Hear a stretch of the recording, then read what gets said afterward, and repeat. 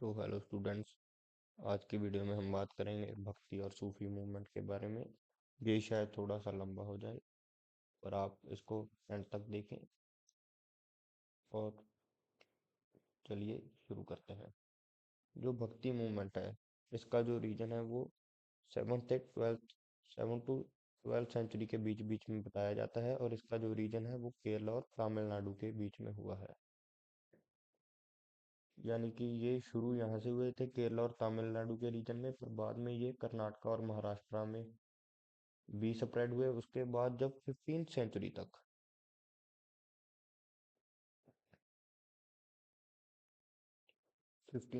तक ये भक्ति मूवमेंट है, ये पूरे के पूरे नॉर्थ इंडिया में फैल चुकी थी।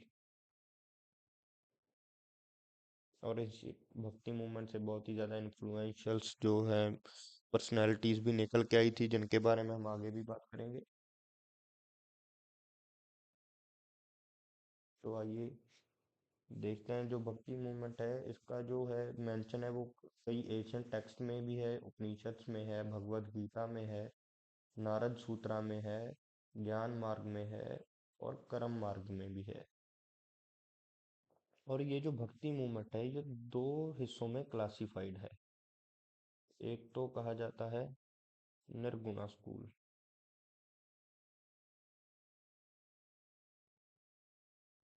निर्गुणा स्कूल। और दूसरा पार्ट है शगुना भक्ति।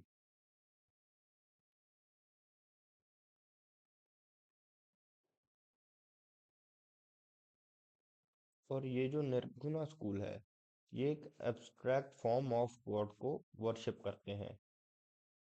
जैसे कि इसको कहा जाता है, एब्स्ट्रैक्ट फॉर्म ऑफ गॉड को निरंकार कहा जाता है। ये निरंकार की पूजा करते हैं। ये जो हम कहते हैं कि ये मूर्ति पूजा में विश्वास नहीं करते, ये एक गॉड को मानते हैं जिसकी कोई फॉर्म नहीं है, कोई शेप नहीं है। और इसको इंट्रोड्यूस किया था आदि शंकर ने।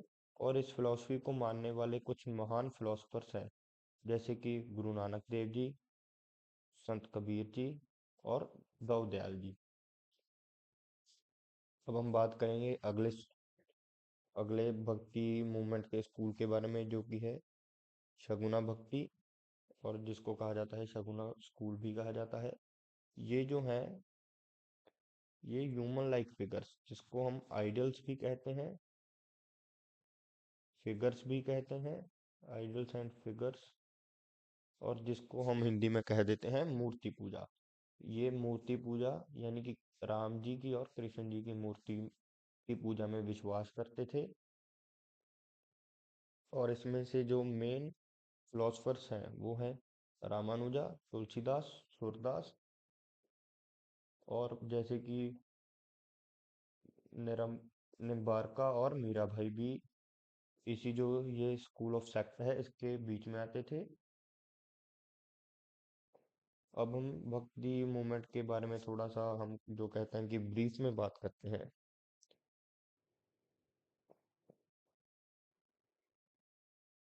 जैसे कि अल्वर्स और नायरान्स नयारंस, ये जो थे ये डिफरेंट सेक्ट्स थे। जो भक्ति मूव जैसे कि जो भक्ति मूवमेंट थी वो साउथ इंडिया में मर्ज हुई थी, और इसके जो थे दो ग्रुप बन गए थे। जो दो जो तो नया न्यानार थे, वो भगवान शिवा की तरफ ज़्यादा डिवोटेड थे। और जो अलवर्स थे वो भगवान विष्णु की तरफ ज़्यादा डिवोटेड थे। और अब हम बात करते हैं अलवर की, जो कि वैष्णवा पोइट्स हैं। ये उनका ग्रुप था। इसमें टोटल 12 संत थे, और इनके जो राइटिंग्स हैं वो दिव्य प्रबंधना में लिखे हुए हैं। और ये जो है ये विष्णु की ज़्यादा, विष्णु भगवान विष्णु जी की और कृष्णा जी की ज़्यादा पूजा पूजा करते थे। अब हम नेक्स्ट में आते हैं नया नर्स में। ये 63 संतों का एक ग्रुप था। और ये जो थे, ये जो थे सारे के सारे संत तामिल से थे।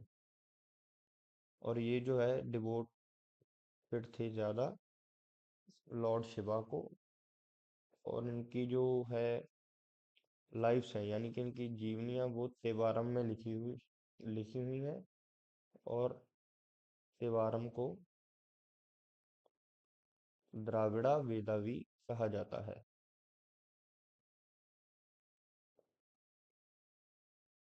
अब हम बात करेंगे कुछ फेमस जो हैं भक्ति के संतों की, जिनमें से पहले हैं रामानुजा, जो कि एक तमिल के ब्राह्मण थे, जो कि अलवर्स जो सेक्ट की हम पीछे बात कर चुके हैं, उनसे ज़्यादा ये बहुत ही ज़्यादा इन्फ्लुएंस हुए हुए थे। अब हम आगे की बात करेंगे संत कबीर जी की। जो संत कबीर हैं, इनकी जो वाणी है, वो सिखों का जो धर्म ग्रंथ है गुरु ग्रंथ साहिब, उसमें भी लिखा हुआ है। और ये 15वीं सदी के एक पोएट सेंट थे। याद रखिएगा, ये एक पोएट सेंट, यानी कि कवि भी और संत भी। इनका जन्म काशी उत्तर प्रदेश में हुआ था। और ये मशहूर इसलिए थे क्योंकि ये रिकनसाइल करते थे हिंदुज्म और इस्लाम को, यानी कि ये दोनों के बारे में सोचते थे। इन्होंने अपनी फिलॉसफी निकाली और इन्होंने एडवोकेट किया हमेशा एक फॉर्मलेस गॉड को। अगले हैं तुलसीदास जी। जो तुलसीदास हैं, इनका जो जिक्र है वो अकबरनामा में भी आता है। ये अकबर के कंटेम्परेरी हैं। कंटेम्परेरी यानी कि ये दोनों एक समय पे साथ में जिंदा थे। अकबर जो था वो तुलसीदास जी की बहुत ही ज्यादा इज्जत भी करता था। और जो तुलसीदास जी थे, उन्होंने रामचरितमानस नाम एक किताब कह सकते हैं वो लिखी थी अवधी भाषा में। और आगे हम बात करेंगे सम्राट रामदास की। ये एक ही नाम है, इसमें कंफ्यूज मत होइएगा। ये जो शिवाजी थे, ये गुरु थे शिवाजी के, गुरु ऑफ शिवाजी।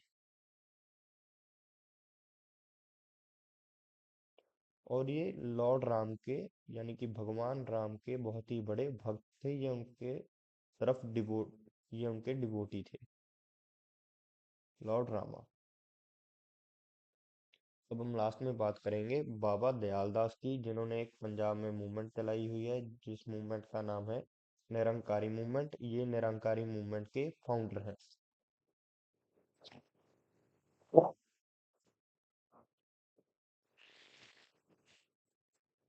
अब हम आ जाते हैं।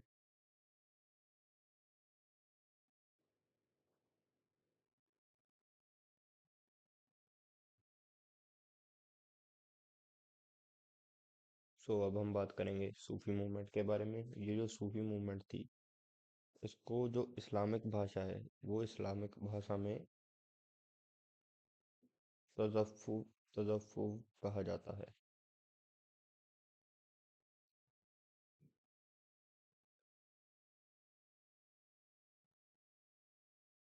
यानी कि सूफियों को इस्लामिक टेक्स्ट में ये कहा जाता है। ये जो सूफी मूवमेंट थी, ये पर्शिया में शुरू हुई थी।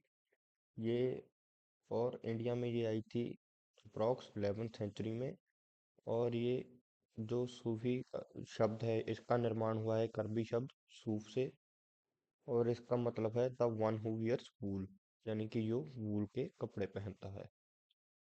और जो पहला सूफी है वो कहा जाता है अब्द अल बिन मोहम्मद बिन अल हनाफिया, कि ये पहला सूफी था। नोट कर लीजिए, नाम है अब्द अल बिन मोहम्मद मोहम्मद बिन अहल हफीनिया। ये पहले जो थे ये सूफी थे। और कहा जाता है कि सूफी बनने के लिए 4 स्टेजेस हैं, उनको पार करना पड़ता है। जो शरीयत है, इसका मतलब है आउटवर्ड रिलीजन और लॉ। शरीयत का मतलब है आउटवर्ड रिलीजन और लॉ। और तरीका का मतलब है द पाथ, यानी कि रास्ता। और हकीकत का मतलब है सच। जैसे कि आपको पता है हकीकत का मतलब होता है ट्रुथ, पर इसका यहाँ पर मतलब है इनर ट्रुथ। और जो लास्ट स्टेज है वो है मरीफत। इसका मतलब है डिवाइन नॉलेज।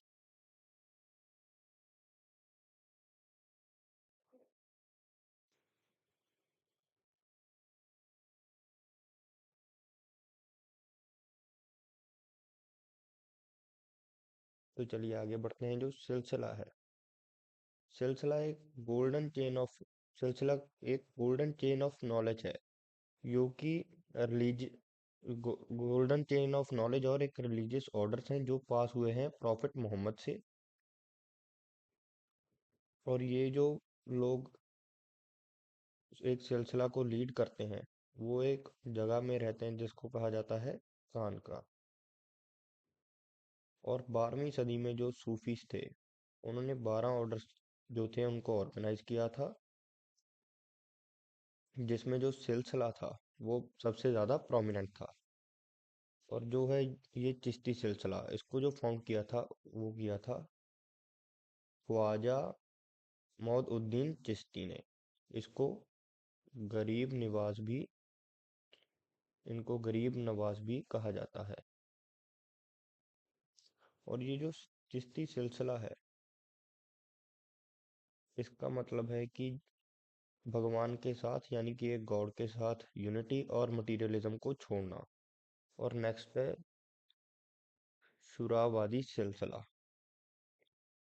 ये बगदाद में इस्टेब्लिश हुआ था और इंडिया में ये सिलसिला दाखिल हुआ था बाहुद्दीन जकरिया के थ्रू। और नेक्स्ट है नक्शबंदी सिलसिला। इसको भी इसको जो इंडिया में इंट्रोड्यूस किया था वो किया था ख्वाजा बाउद्दीन नक्शबंद ने। और इंडिया में इसको फैलाया था दो लोगों ने, जो जिनका नाम है शेख अहमद सिरहिंदी और शेख बागी बिला। और इन्होंने साइलेंट मेडिटेशन की तरफ ज़्यादा फोकस किया था, इसलिए जो सूफीज़्म में होते थे उनको साइलेंट सूफीज भी कहा जाता था। और लास्ट है कादरी सिलसिला। ये बहुत ही ज़्यादा जो है पंजाब के एरिया में फेमस था।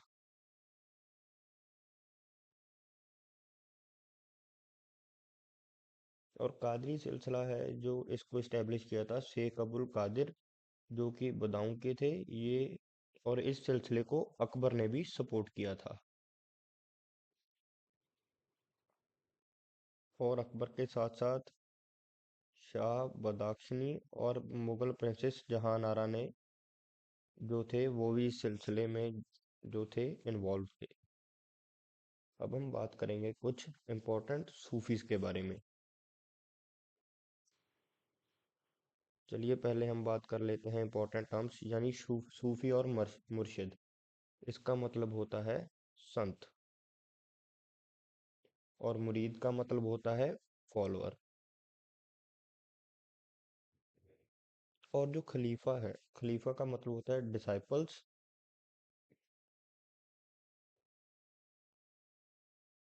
और जो फाना है, फाना का मतलब होता है कि जो स्पिरिचुअल मर्जिंग विद ऑलमाइटी, मतलब के गॉड के साथ एक स्पिरिचुअल मर्जिंग। और सामा जो है, सामा एक म्यूजिकल गैदरिंग होती है, म्यूजिकल गैदरिंग। और जो उर्स है, इसका मतलब होता है मौत, डेथ। और राक्स का मतलब होता है नाचना, यानी कि जो राक्स है it is referring to dancing. और इम्पोर्टेंट प्लेसेस यानी कि ईदगाह।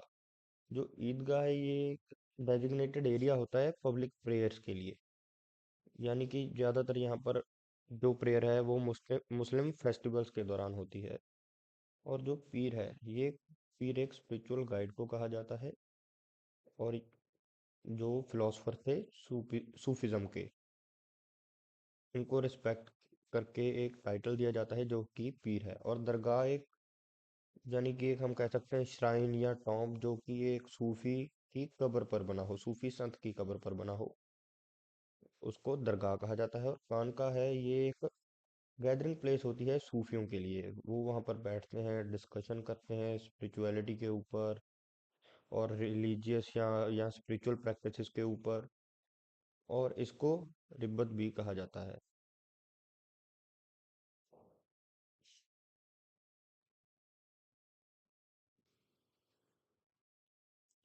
और जो फेमस सूफी सेंट्स हैं,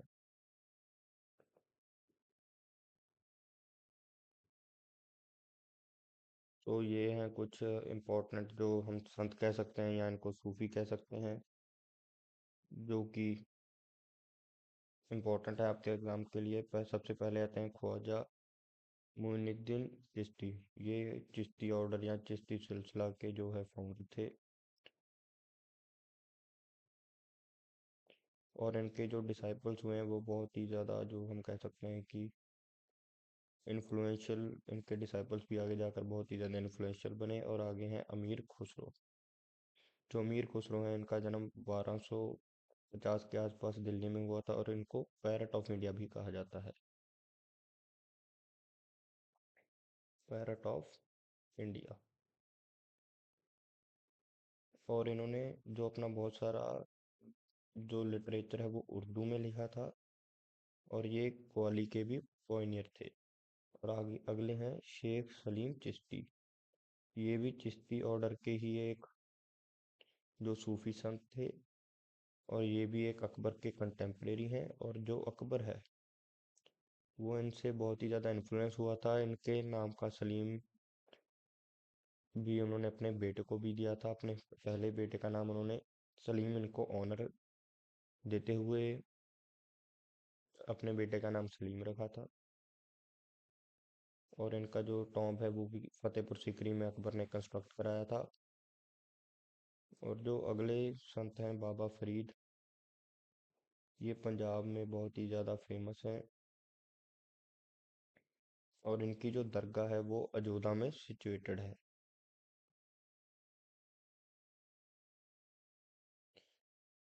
और अब हम लास्ट में बात करेंगे अली अल खुजवीरी। ये एक ग्रेट सूफी संत थे।